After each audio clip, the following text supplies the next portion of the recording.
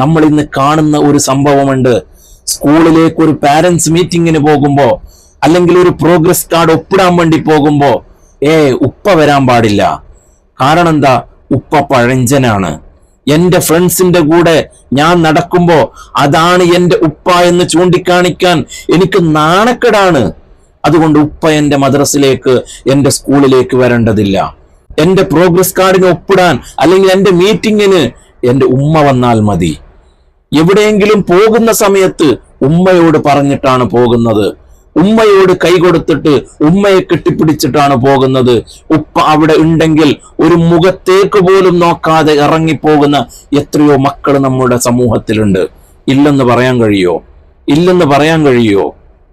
നമ്മൾ എന്ത് സ്ഥാനമാണ് പിന്നെ ആ പിതാവിന് കൊടുക്കുന്നുള്ളത്? ആ ഉപ്പ നമുക്ക് വേണ്ടി എത്ര കഷ്ടപ്പെടുന്നുണ്ട്.